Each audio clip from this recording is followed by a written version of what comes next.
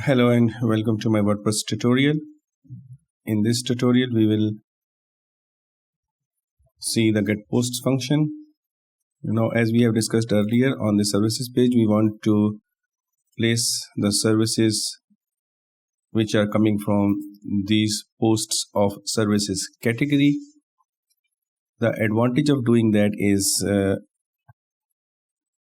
as we will add a post in services category, that post will be shown at the bottom of this page. So this page will become dynamic, and as we will keep on adding the posts here, those posts will be shown on this services page automatically. This nature is called dynamic nature of a page. So we are going to make this page dynamic. Instead of putting services here, writing services here manually, we will actually make it dynamic to add the posts, and those posts will be shown on the page. Now this is the reference for get posts function. I will provide you this link in the description of the video, and I will also tell you about this page, how we can use this page. The purpose of the tutorial is not to teach you everything, but to provide you with the resources from where you can get additional helps and references to work on the WordPress projects. Now if you go through this page, this is the details of this get posts function. Now coming back to the top, let us start putting this function into our WordPress services page. Now I'm here on the services page template that we had made in the last lesson. Now this is the portion within this content ID div. This is the portion where the content is showing on the front end. If I remove this thing and see, nothing will show on the front end. So everything is coming through this code that was here. Now we will put the get posts function here and see how it behaves. Okay, I have placed this code here. This is the code for using get post function.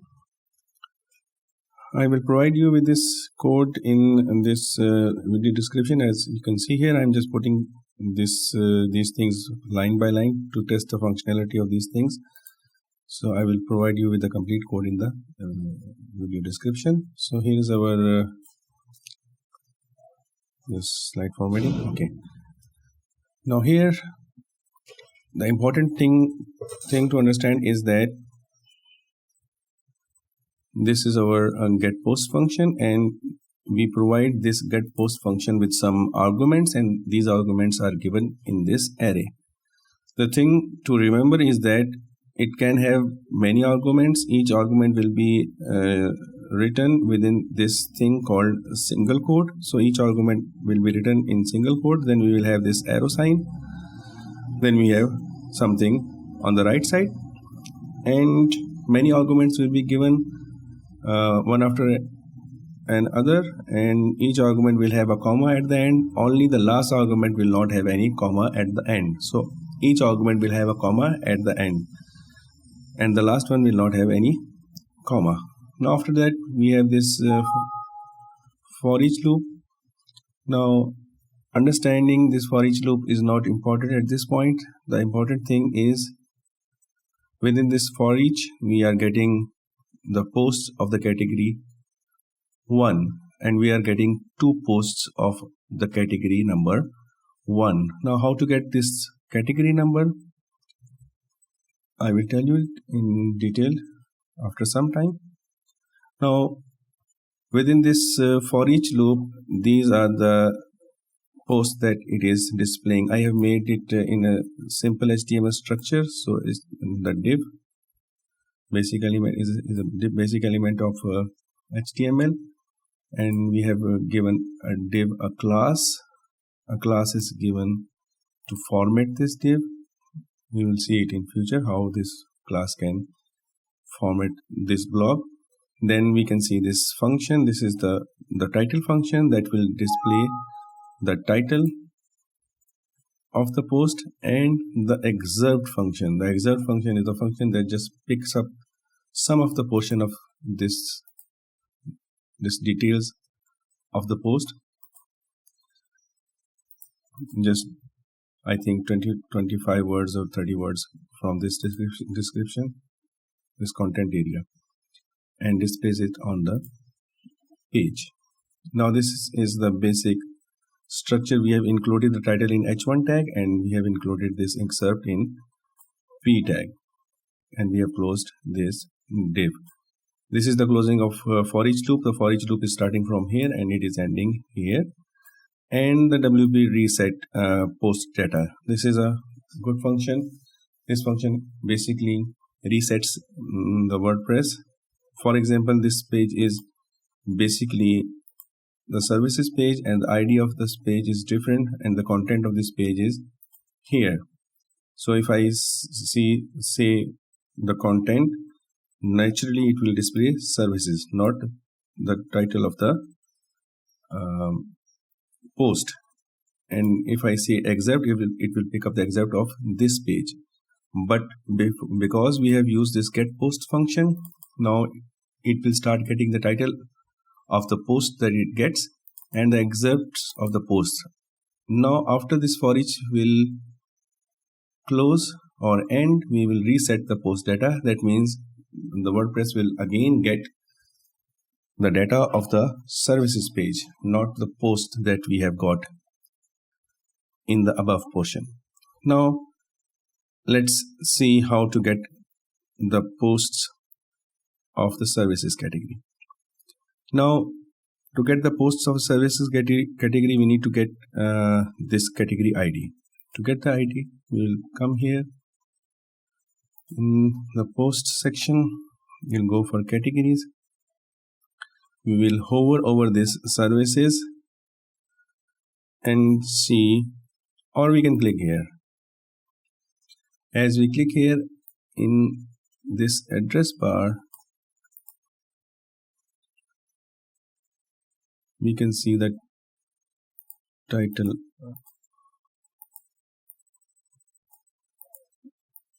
the number, ID of the category, or in simple we can get this ID from here. If I hover over it at this place, we will see the ID of this category. So ID is shown as tag IDs, and the tag ID is 5. So our category ID is 5. For this category, the category ID is 7. For this category, the category ID is 6. So we'll go with 5. Now this code will get 2 posts of category 5. We have saved it. Control S, and we will refresh the services page now. Now it has picked up 2 posts of category services, or you can say category number 5. As we know, we have 5 posts, so we can make it 5 and save it and refresh the page again. Now it is showing us all the 5 posts of that category. Also it is showing us the excerpt. Excerpt means, as I told you earlier, just some content from the post details page. If we want to see the whole content of the post, we can make this excerpt, we can replace this excerpt, the excerpt function, with the content function. Now if once we will refresh, it will show us the complete content of each post. I am reverting it back. Now some formatting is required, and I will do that formatting later on and show you the result at the end. Now refresh again. Here we are with the excerpt. Now we will further fine-tune this code to make it more customized. Now I have added 2 more parameters to this array. I have added this order by and order sequence. Now if you see here, the posts are ordered by the last post. These are ordering by the by the time of insertion. As you know that the first post were inserted first, and the last, this fifth one was the last one that we have added, so it is ordering, it is showing them in this order. Now we have given it additional arguments. As you can see, now the category has the comma at the end, and this last one doesn't have any comma. So this is how we are going to do that, and we will refresh this thing. Now you can see it is showing us from service 1 to service 5. So this is how we can actually arrange them. Other things that we can use as order by is we can use name as argument. So the category name will be used for arranging these posts. Now I have used this argument of offset and removed the ordering thing. As you can see, the last one doesn't have any comma. Offset is 1. So let's see the behavior of this thing. I will refresh. Now it started with offset 1. It has actually removed the first one, and after the first one it has started showing me the posts. The service 5 is gone. I can give it offset 3. Now you can see the first 3 will be removed,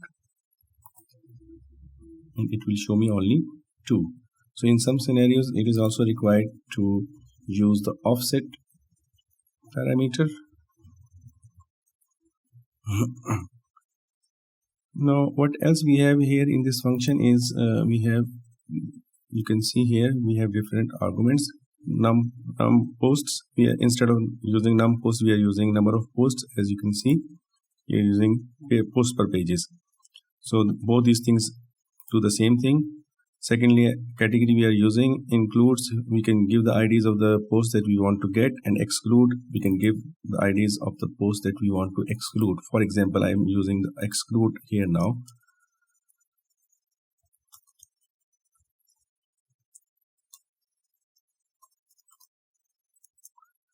And I want to exclude this post services 5. Now the ID of this post is 64, or we can say service 4, 63. You can see at this place the ID of the service. It is 63. So we are going to exclude 63. So I will write 63 here and without comma. I'll refresh the page, and now you can see service 4 is not showing here.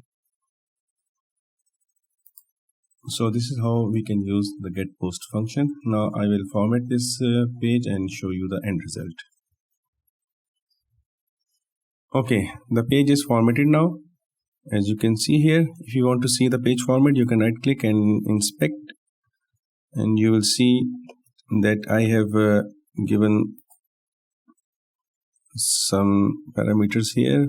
For example, I have given this class width 45%. This is floating left, so the width of this block is 45% of the page, and it is to the left of the page. And then margins I have given, this margin is actually slightly tricky. So this is shown as, this is the top margin, top, right, bottom, left. So the right margin is 2%. So from this div there is 2% space, 2% margin on the right side, and the next margin is bottom margin, so 2% margin on the bottom, and 0 margin on the left side and 0 margin on the top of this div. Then we can have a background border. So border is also slightly tricky. Border is solid, 1 px, the width of the border is 1 pixel, and the color of the border is CCC. It's a hexadecimal representation of the color. For example, if you see this one, now I can pick up this color from here. I can show you the color. What color is this in hexadecimal? I will click in. Now this is the hexadecimal equivalent of this color. For example, I pick this one, so this is the hexadecimal of this gray area that I have selected. Okay, then we have padding 1%. So padding is the space this is the div, as you can see, and there is a 1% gap between the border and the actual content. So this gap is called padding. So we have 1% padding in this block or in this div. Next thing is this h1, formatting of h1. So the font size of this h1 is 22px. The font, basically normal font that we use on the side, is 12px, normal readable font. We can't go under 12px because below 12px it becomes unreadable. So we start with 12px and we can increase this font. For example, you can see we can make it any value to any value. Now I'm using 22px. Background color is this gray one. Hexadecimal representation is F3 F3 F3 with a hash. Padding is 10px. So 10px from top, right, bottom, left.